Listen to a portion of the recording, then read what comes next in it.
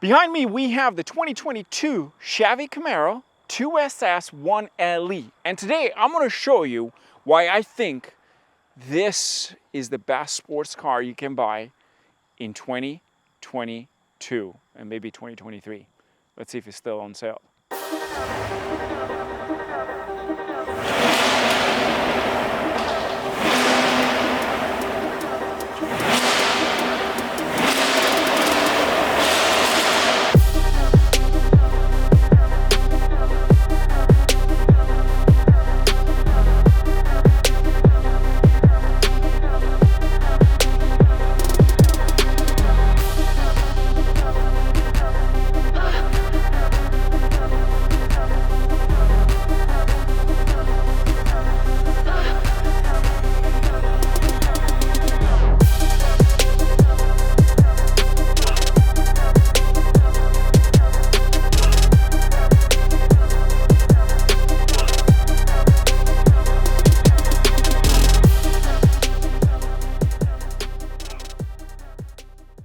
So here it is, the 2022 Camaro 2SS 1LE, and I gotta say, this thing, it's so good.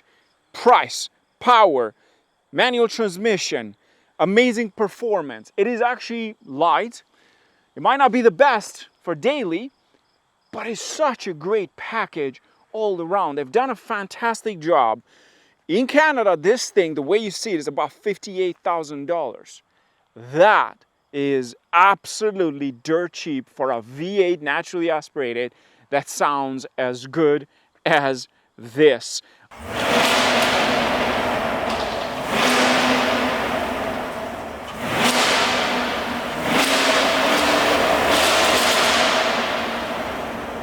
I am in love with this thing. Now, I have driven this many times before. I've driven the 10-speed automatic transmission, which is great. The one that we have for today's video uses, let me show you quickly, an amazing transmission. This is a Tremec 6-speed. Look at this beautiful suede with the logo at the top over here. It says 2SS, and of course the pattern for the gear. Now, this is such an amazing deal. I've had it for about a week. And I love the fact that I've had this for a week because I got to experience it for day to day, give it a bit of a push on the road to experience that raw power and how this thing sounds at the back. Like, it's just absolutely amazing. So let me give you a quick tour what this package offers and why I think this is, in my opinion, far better than a Mustang. And it's hard for me to say because I love Mustangs, but this, it's so freaking good. So let's talk about what this package offers, and we're gonna go for a test drive as well and show you how good that 6-speed Tremec is, because it's just amazing. First of all, the front end over here, look at this aggressive lip at the bottom over here, and then we got the 2SS logo in the front, we got the Chevy blacked out logo. Look how aggressive this thing is, and you jump on top over here, you have the blacked out hood, beautiful design. And then we have the functional vents, as you can see over here, because that V8 needs as much air as possible. Look at the stance of this lip at the front. The splitter is just amazing. And then at the bottom over here, so aggressive. This thing, it's an absolute head turner. And I've had this, as I said, for a week, and people just stare at it. Maybe it's this beautiful rapid blue, but it just looks amazing. And look at the stance, because it has wider tires at the back. And then you go into the front over here, look at this. This is amazing. We got the 1LE package, and this has the big brake kit. These, I believe, are the 6-piston in the front, 2-piece rotor. They're not drilled, but they are so good on the road. They will keep you nice and tight in corners and make sure you brake on time, because you know, that raw power that comes out of that V8 really needs some braking. It's a great package. You get the perfect specs. The front one are 20-inch wheels. These are the 285 in the front by 30. Beautiful tires. It could have done with a different set of tires, in my opinion, maybe Cup 2s like the Mach 1 comes with. And I believe the Mach 1 is a direct competitor to this. These are the Eagle F1. And then we got the Camaro badge and the side, blacked out mirrors as well. This is such a great package. And I move on to the side over here. in the rear end, we got huge tires. These are 305s at the back, still of course 20-inch wheels, and then we got the 4-piston brakes. Yes, $58,000 gets you 4-piston brakes. And look at the tire over here. How wide is this? This is my foot. Look at my foot. Like, look at that. I'm size 12. That's for North America, of course. I mean, what can you complain about this thing? And then you jump at the back over here. We have this beautiful blacked out spoiler all the way through, absolutely giving it that aggressive look. And then the taillights here are, of course, the blacked out as well, because it comes as a package with the 2SS. And on the side here, you'll know that this is a 2SS because it has the badge. And then we got the quad exhaust tips at the back. And these are dual exhaust connected to the muffler. So you got 2 on this side, 2 on that side. And then you got a beautiful diffuser. For $58,000, what else can you ask for? Like, it just has everything. Suspension system as well for performance, amazing on corners. And then we go to the back here because this doesn't have the best visibility here. If you are a driver, they included the rear view mirror camera, which gives you better visibility for the rear side. But this is it. You got the V8 naturally aspirated 6-speed manual transmission, making 455 brake horsepower, 455 pound-feet of torque or so. What else can you ask for? And why I think this is better than Mustang? Well, first of all, the looks. Look at this beauty.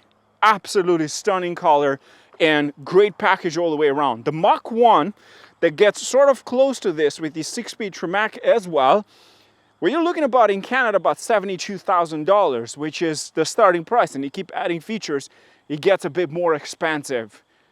This thing is just perfect. Now, let's talk about that engine over there because that is very important. So here we have the 6.2 liter V8 naturally aspirated. This is the LT1, making 455 brake horsepower and 455 pound-feet of torque. This will do 0 to 60 under 4 seconds or so with this package, of course, because you need the best grip. Now, you can also get a 10-speed automatic transmission, but I think the Tremec 6-speed in this thing is by far one of the best 6-speeds in my opinion, and I've driven quite a lot, I've drag raced quite a lot.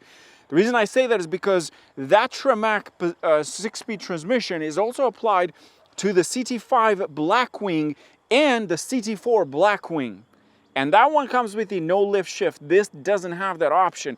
Now, if you want to get more power out of these beasts, if you want to get more power out of this machine, well, guess what? You can either get a supercharger on it, of course, out of the market, not from Chevy directly, I believe, at this point. But this is what you're getting. Now, in terms of the fuel efficiency, I've had this for about a week. To top it up in Canada with premium, I'm looking at about $120 or so. In the US, you look at about $90. Depends where you are. If you're in California, of course, you're paying an arm and a leg.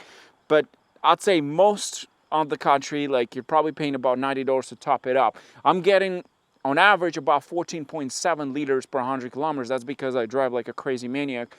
Well, not fast. I just love to keep it in sport most of the time. But if you kept it in normal mode, you'd be looking at about 10, 12 liters per 100 kilometers, like just like a normal day-to-day. I just have it for a week. So for me, it's important I experience the entire car the way it was meant to.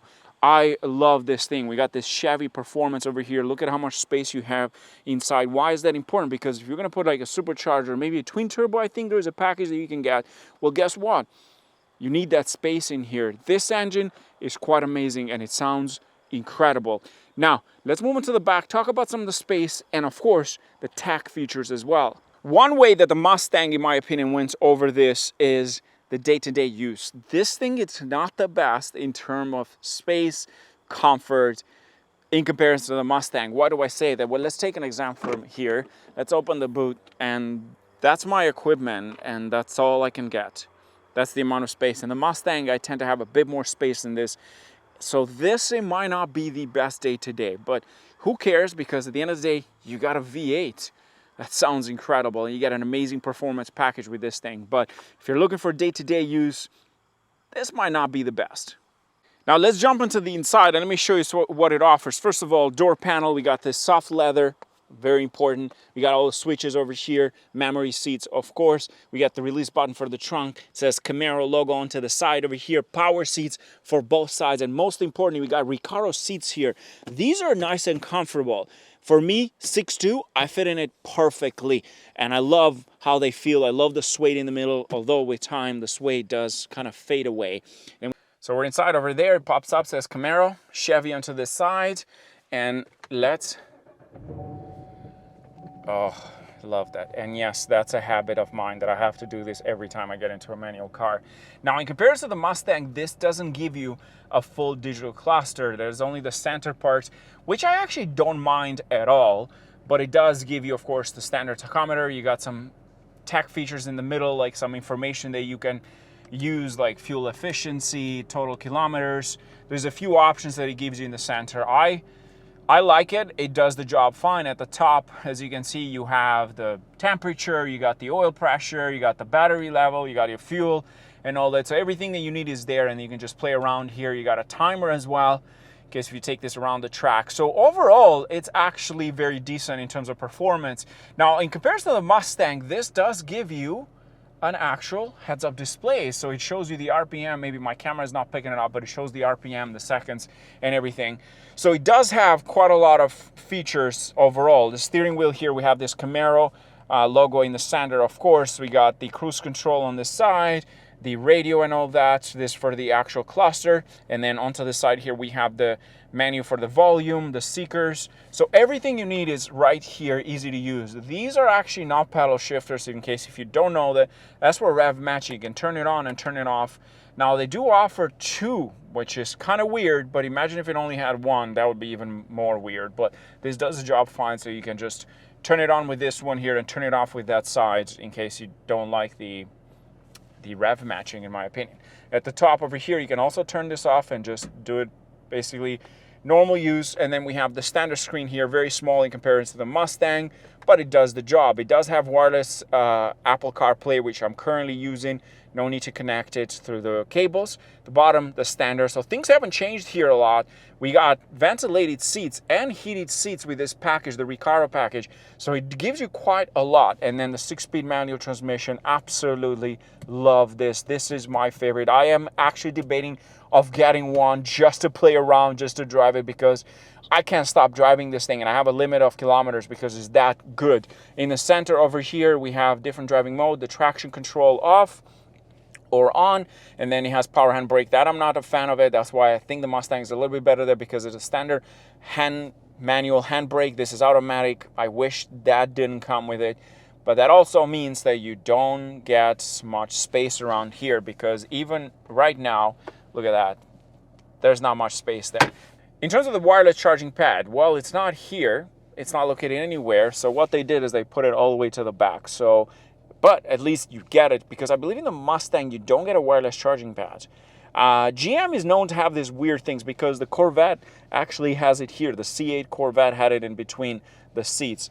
But the interior is nice. I love that blue light for the interior here. It is a nice touch, and it matches with the exterior color, which I absolutely love.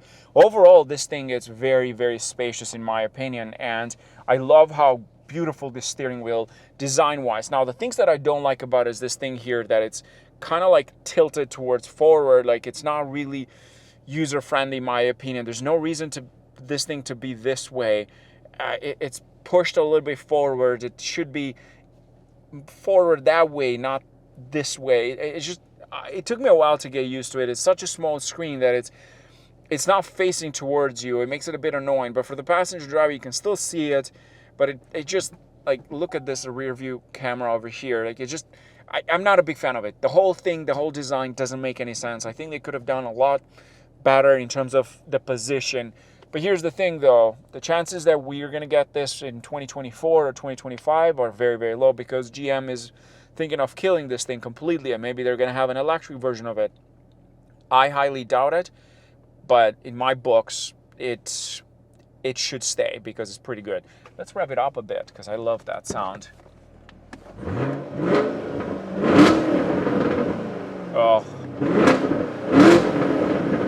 Oh, that is so good.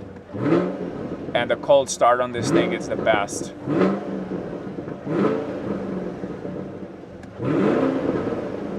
I love it. Shall we go for a drive? Let's go for a drive.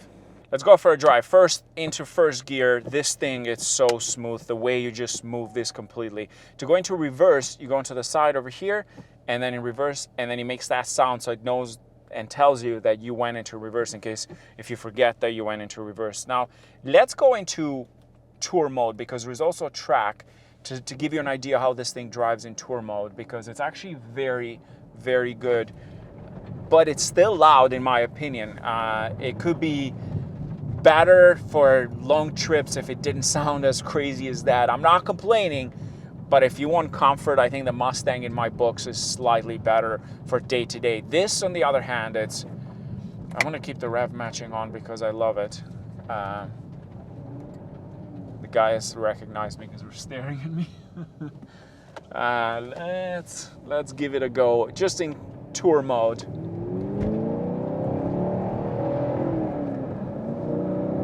It's butter smooth. It's still loud even in tour mode, but it makes me so happy. Like the rolling, the noise coming from the back, the pops and cracks, like just the whole thing, the entire experience in this thing. It's so, even in tour mode, it doesn't really make any difference. Like it's just, the transmission is butter like you can, and the rev matching.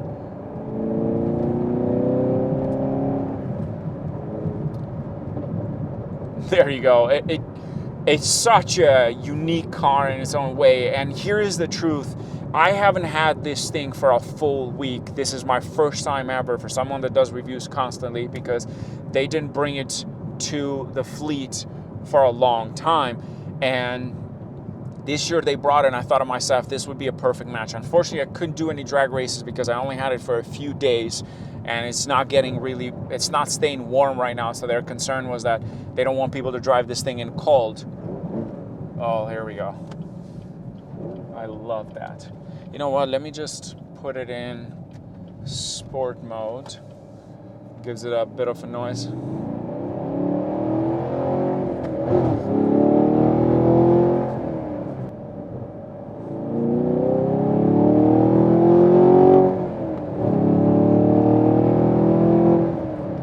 Oh, it sounds so good. Just constantly making me happy. Into second gear. It's just, the transmission works so well. It's not like bouncy like the Mustang that the car feels like it's suffocating unless you're driving the Mach 1, which is technically the same transmission.